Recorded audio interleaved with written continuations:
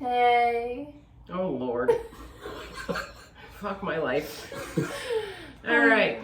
These are definitely outtakes. I'm going to leave them all in. All right. So I'm going to just move this over a smidge. I was going to say something else, but I kept it clean. Anyway. Shall I start? Yes. Well, welcome to our latest installment of Grave Crimes podcast, video cast, whatever the fuck we're doing. We are in a different space. We are. Welcome to my house. Ah. This is the room. A room. She doesn't live in, just the room. Yeah, it's just a room. And that's Bill. And this is Bill. Hi, Bill. Hey! You've Hi. heard Bill before. You haven't seen Bill before unless So you've now gone to the you've website. Well, this is me. So today we're doing an episode that actually this fucker over here kind of got us interested in because he knows about it. So we're just gonna let him talk the whole time. And just sit here and drink. And yeah. No, we won't do that. We don't want to do that to him. But the person that we're doing today is Herb Baumeister. Also, he was born Herbert Richard Baumeister. So that's what we're gonna focus on. And then our drinks are a little different today. So I did mine themed. Yes. And I would have had that if I didn't have laryngitis for the last couple days. Yeah, so there's that. So what I've made in this pretty little bat glassy. Look. Bats. Little bats. See, hi Eileen, I'm wearing the shirt you gave me. Anyway, so that's a hot toddy that she's drinking. I don't know, it's bourbon, Lime. Lemon. Lemon. Just kidding. I've had two already. Lemon. Honey. And I also put eucalyptus tea in it to help. That makes sense. And water, obviously, because that's... So one of the things that you'll discover throughout the episode what I found in my research was that this man had a house that was big enough to have an indoor pool. So, and apparently that's where you are so far ahead of the game. Bitch. Apparently that's where he committed. She also had to, apparently, already also. A lot of the murders. Fox Hollow Farm. Yes. So. Beautiful house, really, if you look. It is. Yeah. So being that it was in his pool room, I'm sorry the microphone's in the way, but anyway, I figured I found one called Slippery When Wet. And it's really, really good. It's like super good. Strange things in it, because when I sent it to Heather, she was like, oh yeah, no, I don't want that. Because to me, mixing milk with alcohol is just like... So it's not really milk, right? So what it is you muddle 2 strawberries, honey and lemon juice, and then you add gin and a teaspoon of yogurt, Greek yogurt. And I wasn't sure, so I tried it beforehand because I really didn't want to vomit on camera. But that wouldn't be a really good look. So I did try it, and holy hell, is it good. It's good. So I'm gonna drink mine now. Oh, you just couldn't wait. You already drank the fucking thing. Oh, that's really good. It's really good. It's a very good spring, summer, whatnot. Sprummer. A sprummer. So, Mr. Herb Baumeister. Yeah. So Who was an Aries. oh well, Yes. I have 2 of those in my house. Yep. So okay. So I guess since you're here, it makes sense to ask you the question of how did you end up finding out about him? Can't speak again. Well, I saw a documentary about him, and I mean, this whole thing is relatively recent in the grand scheme of things. yes, it was the 80s, I believe. Like late 80s, early Late 80s, 90s. early 90s. I'm trying to remember when he died. Stupid random gap. Anyway, moving on. And 96. Thank you.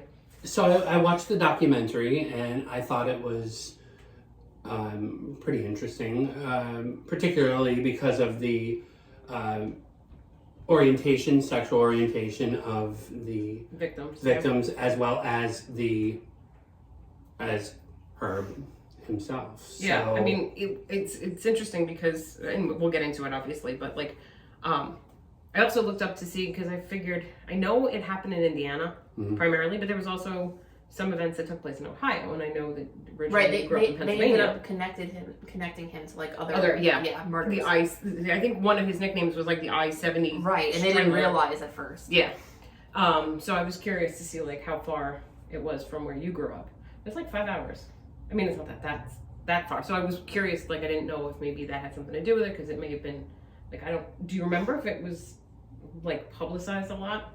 Well, where were you living in '96? Were you here in Europe? In '90, no, I was still You're in still in Pittsburgh, I was right? still in Pittsburgh. Yes. So that's why I was curious. Like I didn't know. Where in Ohio did this take place? I know it was Indianapolis and like Westfield area, but then I don't know anything about where I-70 is specifically. No, I don't either. I didn't really focus on that particular part of it. I think it's I-70. I think is, if I'm not mistaken, goes through southern Ohio. I mean, we could look it up, but then I'm not quite sure. So my phone is really close to the laptop today, so all you'll hear. So don't count on that, but I believe it runs through southern Ohio. Okay. So let's just jump right into our research, and then like just you pop in whenever you feel like it. Okay. Yeah. So he was the oldest. Pardon me. Bless you. He was the oldest of 4 children.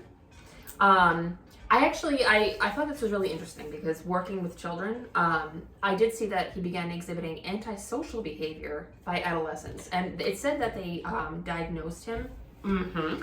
But he wasn't treated. Right. With antisocial personality disorder, which actually they normally don't diagnose until at least you're 18. Yeah. I don't know what DSM they were up to at that time, but now it's considered conduct disorder, which is basically a disregard for others, disobeying the rules, hostile and violent. And eventually he was diagnosed with a form of schizophrenia. Mm-hmm. There's like 4 or 5 forms of schizophrenia. Which one did he have? Undifferentiated, which is basically... Could have been any of them. Well... It's not quite narrowed down. Right, he doesn't necessarily see things. He may or may not hear things. And considering that he held down a job and had like a family, he was actually very successful as a businessman. And considering he wasn't treated either, he most likely had like a very like low form of it. They said it's more of a lack of motivation. He may experience auditory hallucinations, but it was more like he was void of emotion. And to me, honestly, that almost just sounds like he was a sociopath. Yeah, I definitely think so. Yeah. I mean, and I had seen, what was interesting is I saw like 2 conflicting things. Mm-hmm. There was the fact that he played with dead animals, which another as a child is yeah. not fun. But in one instance, he actually picked up a dead crow, put it in his pocket, and then left it on his teacher's desk when she wasn't looking. Mm-hmm. Great. And then he wondered out loud what human urine tasted like. Like, and your drink kind of looks like... Yum. I mean, well, ours kind of that similar is not as well. No, that's peach colored. Thank That you is very not much. peach colored. That is yellow. That is not peach. You need to get your eyes checked. It's yellow. Nope, fuck you. Yellow. I'm not going for that. So, and then, but apparently, like the behavior, that weird behavior followed him throughout his life. So, Right. I had seen that he had done an internship at the Indianapolis Star, and he was trying to impress one of the executives there. Mm-hmm. Did you see this one? And so he offered to drive them to a football game, and he picked them up in a hearse with a chauffeur's cap and everything. Listen, I would be impressed by that. Well, I was going to say, like, I'm sitting there going, what's so bad about that? I would not be impressed by I that. don't know. I mean, However, that's pretty a cool. hearse.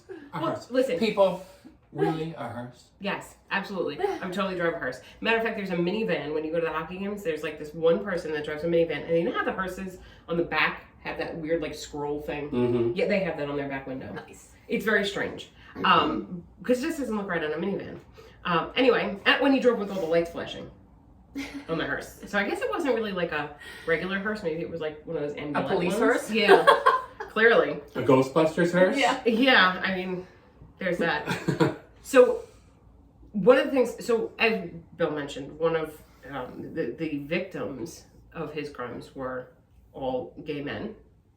And so, did you also see the part where he apparently sent a Christmas card to his coworkers of himself and another man in drag? No, Yes, I didn't see that. I remember that was in the documentary. Was as a it? matter of fact. Okay, Yes. so I feel better Okay. about that knowledge being in there. Yes, that was in the documentary. It was a brief kind of description. Yeah. They didn't go into great detail necessarily about his previous history as much as they went into detail about The murderers. the murders Right. and we'll be and his victims, and we'll And be so, discussing. what was the reaction of the coworkers? Out of curiosity. I mean, the way they described it on the site that I found, they just kind of said it raised eyebrows. I guess given the fact that, like, it probably came out of left field, right? So, I mean, I don't necessarily know. They didn't specify that people were... Okay, so we're delving a little bit more into even the crime itself, but one of the things that we discovered in our research was that it seemed like the police didn't take these missing persons very seriously because they were all from gay bars, right? So that's kind of like, apparently they would go to this bar and then they would leave and never be seen again. So the police were not taking it very seriously, and at the time, particularly in that area, it was kind of one of those like, do we really care? I mean, they're gay, and that in and of itself is a crime, in my opinion. Yeah. But so I guess like it didn't really specify that people were like, ew, that's weird. But just the fact that he did that, I guess he was kind of quiet at work and didn't really like express any. I mean, if you were going to send a Christmas card of you and somebody else dressed in drag, I feel like you probably would have mentioned something, like you would have been more open about your preferences and to dress in drag or whatever it may be. To just be like super quiet, not really talk to anybody, and then, oh, by the way, here's a Christmas card. It's like, I mean, if you got a Christmas card of me naked, you'd be like, what the fuck, lady? I mean, nobody wants to see that anyway. But I think it was one of those like, oh, caught them by surprise. I mean, he clearly was awkward as far as being social to begin with. He also peed on the letter on his boss's desk. So he peed on his boss's desk. Didn't get fired for that, but also when he did get fired when he peed on a letter addressed to the governor of Indiana. So there's that. He's like marking his territory. He's like a nervous puppy. He was a very strange person. He was very introverted. He was also, I believe, from everything that I learned in the documentary, I believe that he was still in the closet. He had repressed homosexuality. That's what we were talking about before. Yeah, and I think because his wife said that he grew up in a beaver cleaver household. Oh, really? And at one point, his father actually had him committed. I had seen that too. So my thought was, I think that one of the reasons he probably ended up committing these things was out of shame because of how he felt. And if he is a sociopath of some sort, I guess killing these people to him would have been like no big deal. Like this is how I feel, but they're just kind of expendable. And if he did ever reach out and try and almost come out, like sending the things in drag and all that, and was shamed for it, it's all the more reason for him to hide it. Like, I wonder if it was almost like a psychological thing of when he would murder these people, that it was almost like he was like in this indirect way trying to kill that part of him that he was afraid to come out, right? So if he didn't live in a very accepting community, right, and given the time frame too, I mean, yeah, it was. But we're not also talking about like the 40s here. No, but that was also almost like the height of the AIDS pandemic in the 80s, 90s. And then you also have the fact of like where he was from. It wasn't. You're not talking about. No, you're talking about like San Francisco or New York, like the one percenters. Look at his farm. Right. Yeah. So I kind of wonder if it was like a psychological thing of, I know this is how I am. Yeah. So if again, this is not from the rational mind, but that, in other words, like if he was murdering these people, it was like almost like an internalization, if that makes any sense. Well, I think it was internalization. I kind of feel, well, there was a sexual component to the whole thing. Yes. In the documentary, they explained that he was aroused by asphyxiating his victims. And he was even, like, apparently, so I had gotten, like, eyewitness account from somebody. I'm sure they probably should, I don't know, did they show this guy that kind of hung out with him at his house and then Escaped? Yeah, escaped essentially. It was like a weird situation. Like he didn't really escape. It wasn't like he was being held captive. But the guy kind of purposely hung out with him to see if he could get information about his friend that had gone missing. Who they discovered later on had actually been murdered by him. Right. So, yes, so he, did you see the part about him where his wife claimed that out of 25 years of marriage they only had sex 6 times? Yeah, that's not a red flag. Yeah. I mean... Well, I don't think it would necessarily be a red flag for his sociopathy slash psychopathology. No. But it would definitely be a red flag in terms of his sexual orientation. Yeah. Well, and like with your partner, like if you're, his wife obviously didn't know any of this stuff. Right. I know a lot of the killing happened. It said that she would go away for like half a month, each month for like work or whatever it was. I think it was, they were visiting, I feel like he sent them away to visit family of his. Yeah. And then, so that's when all this would happen. Mm-hmm.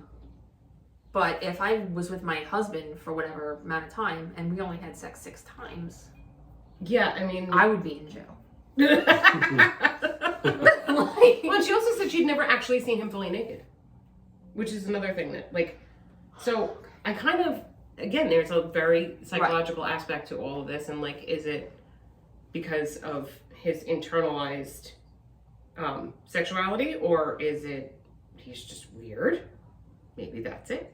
I don't know. But she said he was never violent toward her. She was just very submissive in the relationship. Like, he would he was one of those people that would be like, I'm putting my foot down and I'm telling you this is how we're doing things, and there's no conversation about it. I guess she felt provided for. She had the kids, and it was just whatever. Exactly. Yeah. So they did open, the two of them opened that Save-A-Lot thrift store chain, which I thought was really funny because when I saw that, it's like, they opened the successful thrift store chain, and then in parentheses it said, 2 stores. I'm like, that's not really a chain, in my opinion. Like, I mean, I know technically by definition it probably is. It just didn't, But apparently it made him very, very wealthy. So, I mean, good for him. Yeah. I guess. So there was, I have now getting through my notes here as we go along. The fact, what's also interesting is he seemed to target not only just gay men, but like they were typically the same age, height, weight. Like he had a very specific type. Actually, what's crazy is I did see one of the pictures of one of his victims, and like, I know it's a really old black and white photograph, but it kind of looked like you. I was like, okay, that's just weird. I didn't save the picture. I should have to show you. That's scary. Yeah, a little bit. I saw a picture of him, but like, I think it was He's very an nerdy older. looking. He's very nerdy looking. Yeah, exactly. Yeah. He was very nerdy looking. I mean, not that there's anything wrong with nerds. Just Right. And he wasn't very attractive. No, not really. He was rather mousy. Yes. Yes. Speaking of mousy people, so squirrel. I call the guy across the street mouse man because they do strange things and they hardly ever come out of their house. But anyway, so he has this habit of always parking his car in the garage, like every day. Every night he takes his car and he puts it in the garage, and his car has not been in the garage for days. Oh. My mother went over there and knocked on the door to make sure that he was not like dead in his house. So we almost had our own. But that's nice. See, that's the importance of neighbors, because they whether you realize it or not, they know your comings and goings. Yes, except that I felt like, what is she going to do? Walk over there and go, yeah, so we watch you all the time, and we know you always pull your car into your garage, and we know We you just didn't. notice. Yeah. So, but apparently he is quite alive. I saw him peek out the blinds, but he didn't actually answer the door. He also ran out of Applebee's one time when we walked in there. Like, he saw us and like left. No, he doesn't like attention. He set his car on fire in his driveway, and like you could visibly see he was freaked out. No. Well, who would be freaked out if the car was on fire? No. He wasn't freaked out about that part. He was freaked out that everybody was attention? in front of his house. So he flooded the engine, and he just kept going, and it set the car That'll on set your fire. car on fire? Apparently, if you... Oh. Yeah, don't do that. I feel like that's something that I was sitting there going, make a mental note. Yeah. Well, how old is his car? Because No, it was relatively new. Yeah. I didn't think that could happen with a fuel injection system. I guess it can, because he did it. And he was not happy with all the attention he was getting. I'm sure. Like the Clopex. The what? The Klopeks in The Burbs. Oh, I've never seen that. You've never seen The Burbs? No. With Tom Hanks? No. It was a very good movie. I highly recommend it. Anyway, Apparently I know what we're doing after this. Okay. So I assume that in the documentary, did they talk about this gentleman, Tony Harris, the one that escaped? Like, that wasn't his real name, right? Because that's what I found, that was like an It alias. was a Yeah, I believe alias he had a symbol. real name, yeah. Yeah, whatever that word is. Yeah, it's. I wanted to say surname, but it's not surname. It's like a Pseudo. pseudonym. Yeah, pseudo. Something like that. Um. And Yes, apparently, they did mention him. Mr. Baumeister had his own. Pseudonym. Yeah. Brian Smart. That sounds like something. Was it like There was Get a, Smart? Do you remember that show? Yes. That's what it reminds me of. Well, that last name reminds me of the girl that was kidnapped, Elizabeth Smart. Yes. See, I went in a totally different direction. You would think, like, you know, a whole podcast about whatever, I would have gone that direction, but I did not. Anyhow, yeah, so apparently Tony's friend, Roger Goodlett, had visited one of the gay bars, and he just disappeared, like literally, poof, midair, gone, bye-bye. But Tony had seen Baumeister, Brian, in the bar staring at the missing persons poster of Roger. And like, apparently he just kind of knew that this was the man who had been responsible for Roger's disappearance. I don't know what led him to believe that. Like, I mean, what are the odds that he would make that assumption? So, I mean, that was good on his part. I think maybe because, you know, Probably close. Herb was a very strange... He's probably an outsider. Yeah, and it could have been the way he was looking at, Maybe. Right. you know? Right. But I would imagine, like, being such a small community, and then you have, you know, another smaller community within inside that, you know, the gay community, that everybody kind of knows everybody. Mm-hmm. And this Brian, aka Herb, was probably an outsider. So, you know, when you know everybody, you see something strange walking, it's like, who the hell are you? Right. And, you know, I would imagine that they probably watched people they didn't know very carefully because, you know, there would have been that fear of somebody coming in for nefarious purposes. Not, I mean, obviously he was there for nefarious purposes as well, but I mean, like, more violent, Well, it's, like, it's at the bar. It's very true. I mean, you know, gay people are very leery of outsiders because, you know, you don't know them, number one. Number two, they, you know, they could be someone who's there to start trouble. Right. Or harass people. Yeah. Abduct them and murder them. I mean, that's probably not the first place your mind goes. Well, But yeah, it could be, exactly. you know, exactly. I mean, you never know because people are fucked up. Right. Clearly. But I think, like, not that I wanted anything bad to happen to Tony, but I feel like it was a good thing he did what he did. Yeah. I mean, he put his own ass on the line, literally, by basically offering to go home with this guy. Like, he purposely struck up a conversation with Herb. That always sounds like such a strange name. It's a weird name, too. He's just weird all the way around. But because of him, the police looked into it. Yes. And that, What? And then what? well, I don't want to get know? ahead of ourselves. It's okay. Now I was going to kind of go into, like, what actually Tony experienced. Go ahead. So he goes, Brian drives him back to the house, and he says he remembers seeing something about farm in the name, but he couldn't remember exactly what it said. Long story short, he goes with him into the house, and they go downstairs into the rec room, and this was creepy as fuck. Apparently he had a bunch of mannequins set up down there. Now, I don't know if that's true, or if you saw that in the documentary, but he said that they're there to, like, give him company, and I'm like, you creepy motherfucker. Like, that would scare the shit out of me. It's creepy and it's sad because then I mean it obviously it's creepy because mannequins alone are just creepy. Yeah, especially in the dark, like. But it's also sad because he must have really honestly felt alone. Yes, even though he was married with children, like. But they didn't know who he was. Right. It's a totally different. Yeah. He was essentially leading two different lives. And, Well, and most- besides the murdery part. Well, most closeted people do lead double lives. I mean, and some people choose to make that a permanent part of their lives. I can't. I can't imagine doing anything No. like that. That would be Exhausting, first of all. yes, and it would be incredibly lonely. Right. And very, I don't know, you know, people need people. Yes. So when you're isolated like that, It does. you It fucks with your head. it does weird things to you. So. Yeah. So there, he goes down there. There's a bunch of mannequins, and then so he offers Tony a drink. Tony declined. Brian excuses himself for a few minutes, and Tony says when he comes back, it seems like he was like drugged, like he had done coke or something like that, probably to, I don't know, maybe relax himself or keep his energy up. I don't really know. So this is where he tells Tony his idea about the sexual asphyxia, right?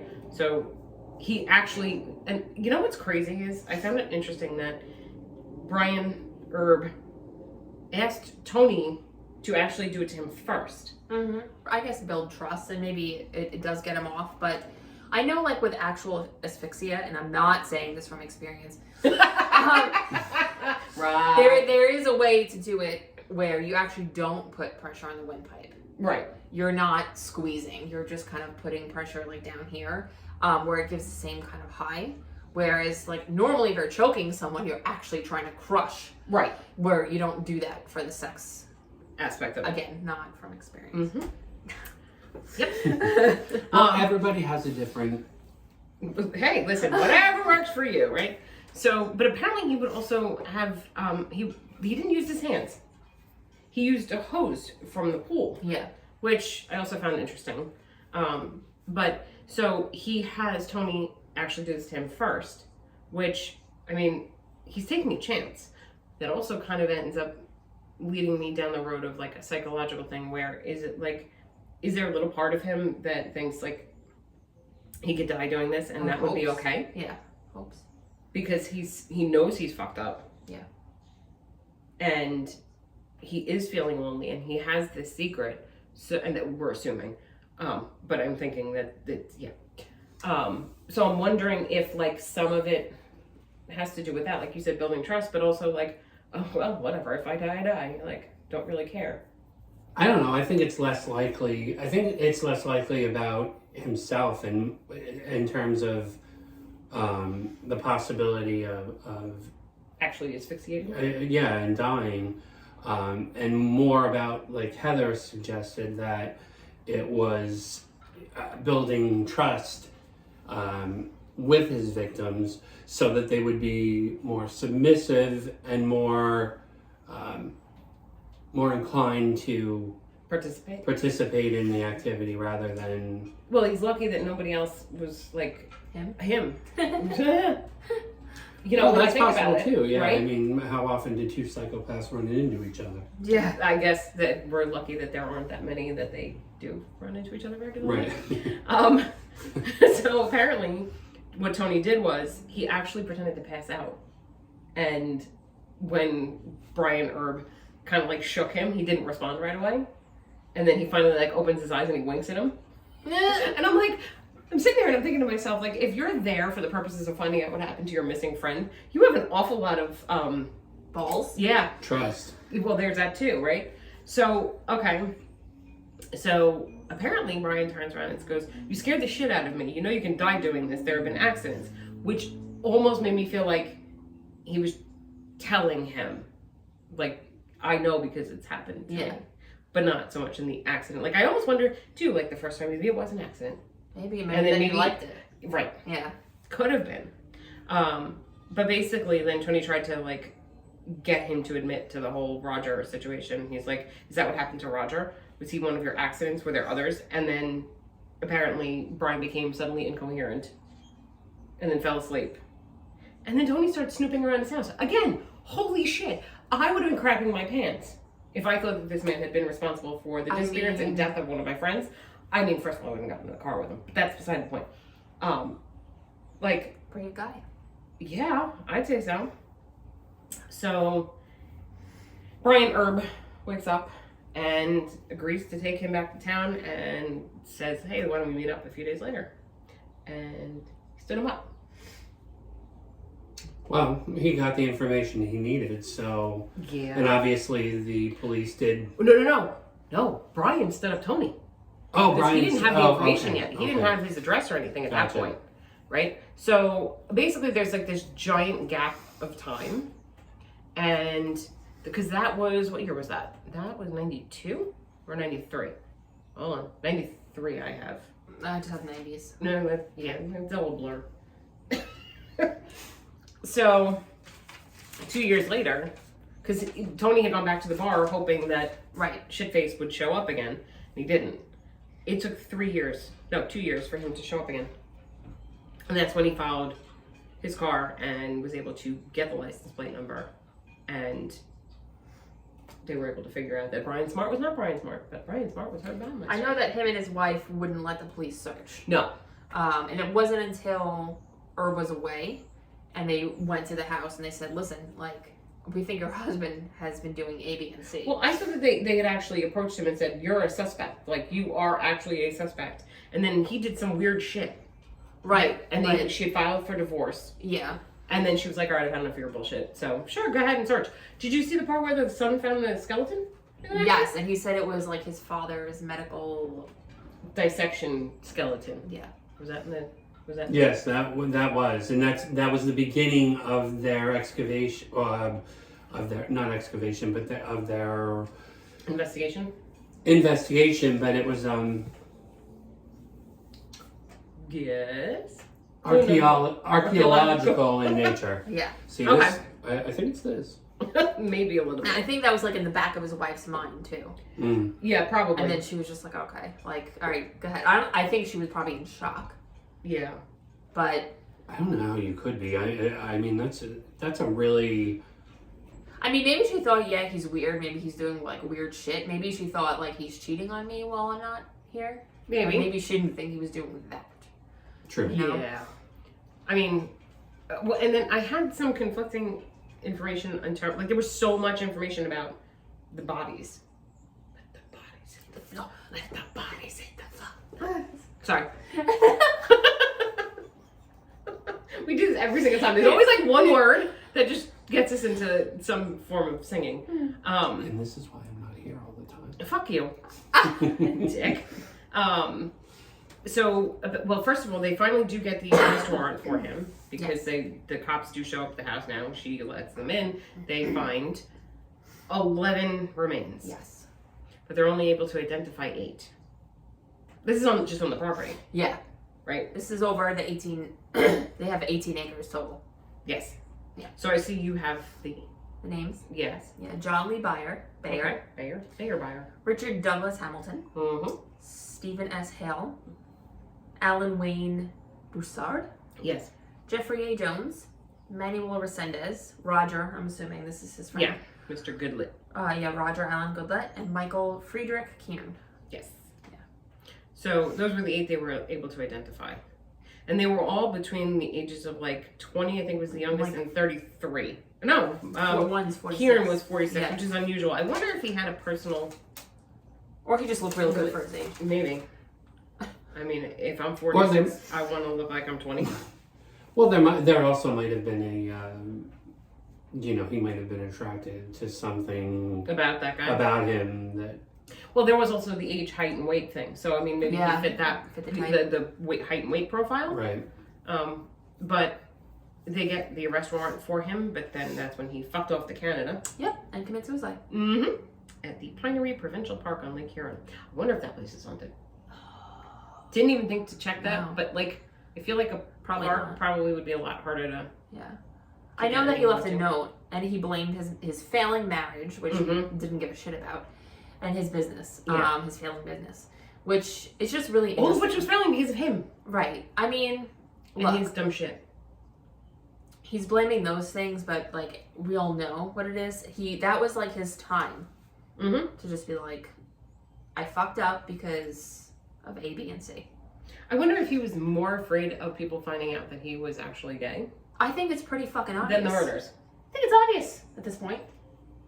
Well, he wasn't afraid to enter a gay bar, so, I mean, and the likelihood of someone finding out that he was gay, especially the people he worked with, yeah. you know, there's a high probability that, you know, they may have found out that way. I mean, it's not mentioned, obviously, in any of the documented. No, they never say like, Story, specifically that he is. Right. But I also feel like he wanted to get caught because it wasn't like, you know, you think about it, he's got 18 acres, so he's got plenty of places to hide bodies, right?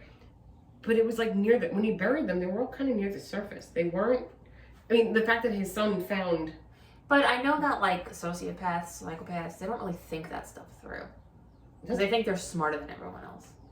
Well, clearly they're not, because I'm thinking that anybody who has any brains knows that generally when you bury people, you bury them 6 feet under.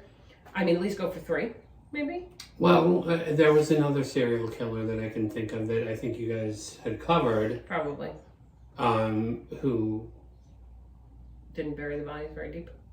Didn't bury the bodies at all. Well, they also said that he had burned them. Interesting. First. Yes, which is very strange because there's no way to. A human body we're made up of 90 some odd percent water. The temperature that. You're not gonna get it that hot. Yeah, I mean, you literally have to have. Yeah. Well, that's the thing. Like they said that they could tell that the bodies had been burned, and what was left was like. Not, it was just bones. Yeah. So, anywho, so he's suspected of murdering an additional 9 men, and those bodies were found in rural areas along I-70. Between Indianapolis and Columbus, that's where it was. That was in the mid-'80s. That's southern Ohio. And when his wife, I guess, was questioned, she did say that he made over 100 trips to Ohio on business. Yeah. My asshole. And then apparently an eyewitness identified Baumeister as being seen leaving a bar in 1983 with Michael Riley. Yes. He wasn't one of the ones. I guess he wasn't found. He wasn't one of the ones found on the property. No, he was found along the interstate. Who was found dead, strangled. Everybody. Yes. Yeah. But one of the biggest issues was the fact that they couldn't identify a lot of the remains because there was no DNA comparison. Not that they couldn't use DNA, but they didn't have the comparisons. Correct. And if people weren't reported missing, like, again, we go back to a gay man generally at that time, like, if his family shunned him, he may have just fucked off to wherever and never been reported missing because...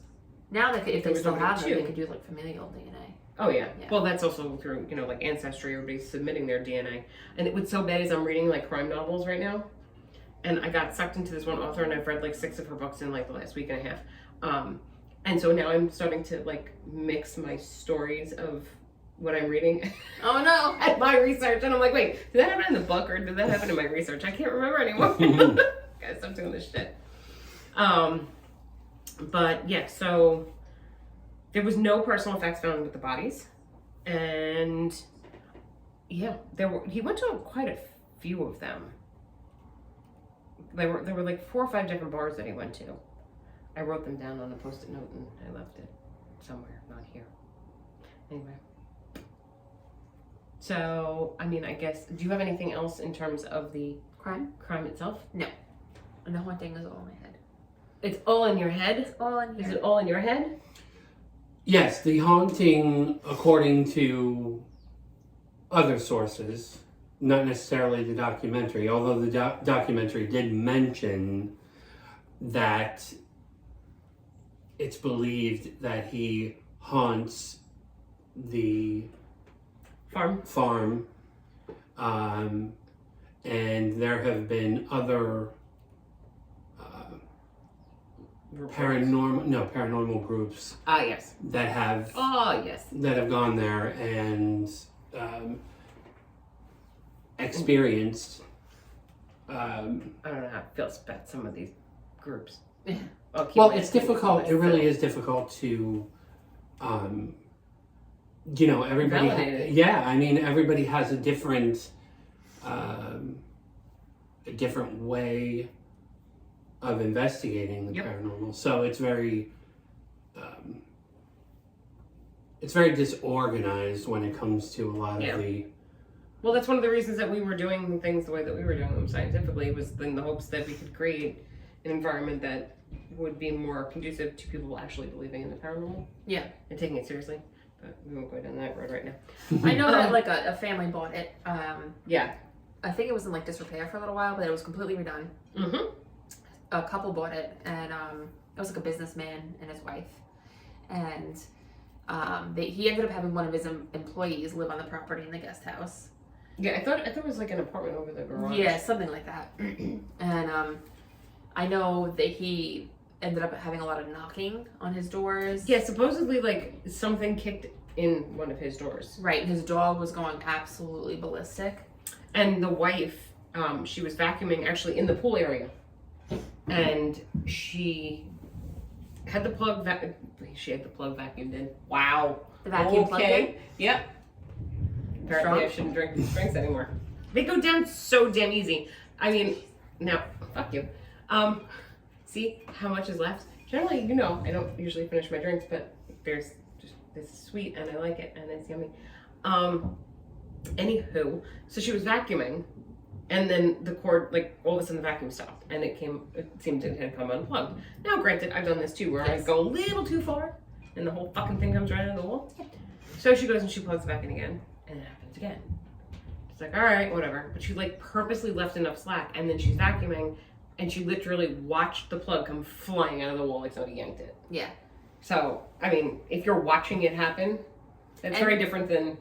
Apparently she saw someone, I don't know if it was from a window, like a man in a red shirt. She was outside talking to her husband. But did you see the part about he was missing, like, most of his legs? Mm-hmm. I don't know if it was clear. That's creepy. Yeah, or like it was just you know, like a mist, or I don't know if it was just... Yeah, it didn't specify. It just said that his legs were missing basically from the thighs down. And then, so the tenant, he rented this apartment. It was like his first night, right? So he has this really vivid nightmare. And in the nightmare, he just feels like something is chasing him. So he's running. And I know this is going to sound so bad, but have you ever seen the videos of the dogs that are like, they're dreaming and they're running in their sleep? Yes. And then they suddenly jump up and keep running and they like run into a wall? Yeah. Apparently that was him. Because he was like half awake, half asleep. And he still felt like he needed to run, so he jumped out of bed and he ran and he hit his head on the door. And that's horrible. It's so bad. But it's so fucking funny. So even after doing that, he still he had that feeling, pardon me, today, probably the alcohol, felt like he needed to run. Right. Like it just that fear. And I mean, granted, if you have a really vivid, bad nightmare, that feeling stays with you. Like I've had some nightmares where I've woken up and I'm like, I'm not going back to sleep. I'm not going back to sleep. Yeah, no, it's like bad. So, I mean, apparently it affected him that way. Not necessarily specifically paranormal, but odd that it should happen. He also had his knives. I didn't see this one. Yeah, on like his counter, and they all started to like turn and straighten themselves out. Oh, see that I would have been like, fuck this shit, I'm out. Yeah. I'd be like, are you a chef? Are you going to cook for me? Like, what's going on? Well, I'd be worried they'd come flying at me. Like, there you go. That's what would scare me. I mean, that's been known to happen in certain hauntings where things move. And if they're sharp and deadly, I think I wouldn't. Out the door. Bye bye. So they thought that maybe one of the because I think he saw the guy in the red shirt also. Mm-hmm. That maybe they thought this was one of the victims that weren't identified. Yep, that's what I had seen as well. And apparently, at first when the wife had seen this man walking, because apparently he was walking through the backyard, like in the woods, and given the history of the house and the notoriety of it, they had multiple people that would just like show up and walk around the property. Yeah. Because that's not nice. I mean, it's 18 acres, so they're probably figuring no one's going to see us. Yeah, if you're that fucking close to the house. Because that was the other thing, like when I saw where some of the bodies, like the initial body that his son had found, yeah, it's only like 50 or 60 feet from the back of the house. Lazy. That's not that far away. Right. And it wasn't completely buried. It was kind of like just buried, and then there was like forest debris thrown over it. And I'm like, that's not, if you're trying to hide shit, Yeah. you're not very good at Yeah, it. but on 18 acres with nobody, I mean, he got away with it for a significant did. amount of time, so He did. And nobody really. even if he was like smart about it, there's 18 acres. There has to be animals and wildlife that dig that shit up. Oh, I'm sure. You know? But that one, like that close to the house, Yeah. that's really fucking close, right? Yeah. So I wonder if that was one of the bodies that was not identified, which would have kind of, which would make sense. Holy hell, I can't talk. It would make sense if that were the person that they saw walking, Yeah. Right. because it would have been closest to the house at Right. that point. Did you see the tenant did it like his own EVP I session? did, and he caught something. He did. And he thinks it was actually Baumeister. Yeah, because what was interesting is, and again, so like it makes me wonder about his mental state. So first the tenant actually seen something out of the corner of his eye, right? And it was in like the kitchenette area. And then he decided to do the CVP session, and he's like, was that you in the kitchen? And the response that he got was, the married one. Now, all of Herb's victims were single. Right. So obviously wasn't any of them. He was the only one in this situation that was married, right? Right. But interesting how he would refer to him, like if it was him, or unless it was one of his victims Saying the married. saying, the married guy did it. yeah, because his assumption was it was Herb, but I feel like he wouldn't necessarily refer to himself that way. No.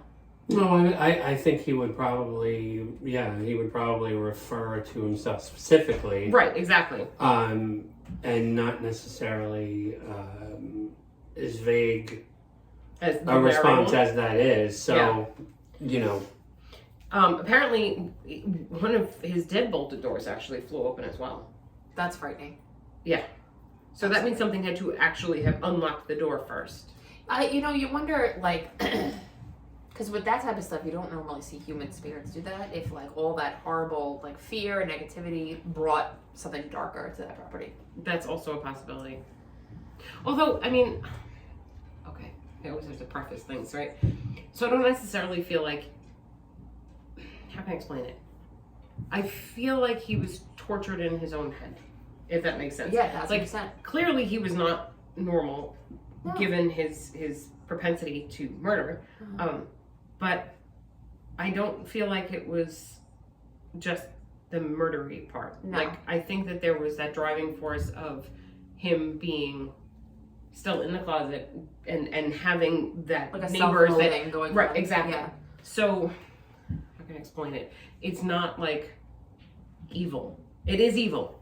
It's evil. But there's, You know what I'm saying? almost Like, like there's almost like a sympathy, like a compassion, Right. like he was going through really shit times, yeah. and I think he had psychological issues, which It turned his today. it turned his like, well, maybe I could just talk to someone into like some weird twisted, I'll just hide them and kill them. Right. Not making it okay. Yeah. Totally no, not it's making it not. okay. But it compounded with his mental illness. Right. Or he may have, legitimately picked someone up and was, the plan was for him to Murder them. No, just to have sex sex with yeah. him, and it got to that fantasy area where he decided he wanted to do something different and see what it was like, and he may have much? I mean a lot of serial killers do test their methods Right. before they And it could have been an utilize accident. them, It could have been an accident the That first he time. enjoyed, yeah. right, But he just got enjoyed way it. too Yeah. much pleasure out of it. right. And then it just kept happening. Yeah. So I don't know if you had any other information about haunting business or anything you wanted to add. It doesn't have to be the haunting part. It can be Not really. I mean, you've mentioned pretty much everything that was in the documentary. What you're saying is we've been very thorough. You have been very thorough, and and as I said before, the property is supposed to be very haunted. I know that some people, when they've been in the couple that bought the house, I believe the wife also experienced, it was either the wife or the husband experienced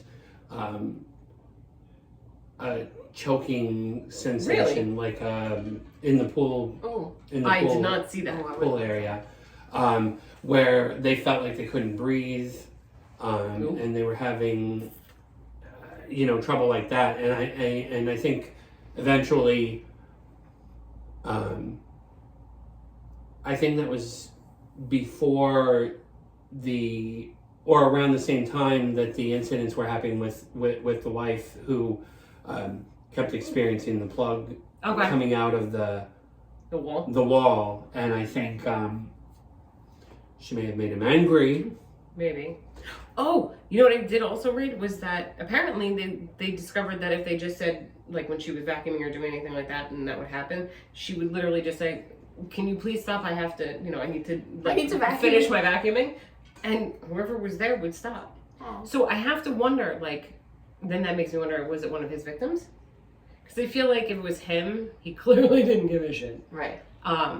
So I wonder if whoever, because I don't think it's just him. No. I think that it is true that there might be a lot of spirits there of the people who have not yet been identified because they don't have that closure. Yeah. And probably many of the victims who were identified are probably there as well. I mean, that's the last place that they've experienced life.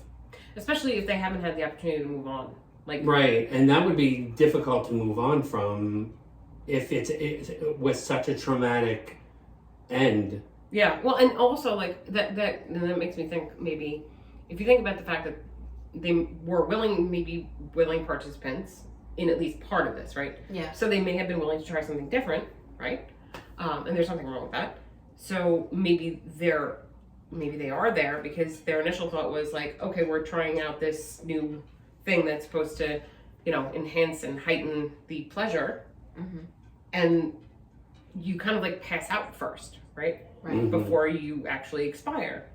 So they wouldn't have necessarily, it wouldn't have registered that this person was murdering them. They would have just thought this was pleasure. Part of it, yeah. Right. So anything's possible. Yeah. It's just a shitty situation. Yeah, it's a horrible. I mean, all the way around, just the whole scenario, right? From start to finish. The fact that, one, you're talking about a group of people that were just not accepted in the community. Right. It's the victimizing of a already vulnerable population. They were already victimized by the community. Right. And then the fact that it took forever. And there was a link. There was an absolute link up front in that, the people that were going missing were missing from gay bars. They had a lot in common in terms of age, height, weight, all those things. So there was clearly a pattern right up front. Yeah. And the police kind of just went, whatever. They didn't seem to give a shit because they weren't considered it's just to when be... a sex worker goes missing. Right. It's just because it's they're high risk, so they probably just fucked off somewhere. Right. Right. And a lot of them, the police were making excuses and kind of saying who knows, maybe they just took off and went to New York or went to San Francisco, places that were more accepting. Well, whatever. if you look at many cases of serial killers, the police tend to ignore the signs. Initially. Initially, I don't know if you've done Jeffrey Dahmer. No, Not we were yet. just talking about that. We Okay, were thinking about We were doing talking about it. Well, I won't say anything, but let's just say that the police ignored it initially. it took them quite a while to figure it out. So, Yeah. So, I mean, you have a group of people that people are just ignoring them in general because they don't agree with their lifestyle. And then the police ignore them because, whatever. Holy shit. And I'm sure they could have solved this a lot sooner had they actually Because he wasn't hiding. He wasn't even snatching people off the street in a dark alley. No. He was literally walking into these places. Yeah, but you wonder if these people were regular patrons of these places. You would think, going back to what you said about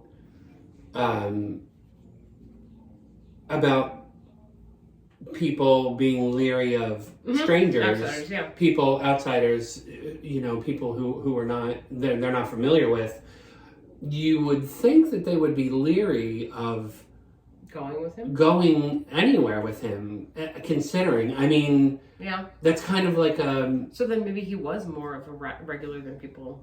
That, or, I mean, the Interstate 70 thing. Maybe he was hitting the bars by the interstate, and then maybe these were not regulars. That's necessarily. true. Maybe they were. He was hitting them, and he noticed that a lot of these people were just kind of passing through. or alcohol plays a large part in how, the more you drink, the better you look. So, Yeah.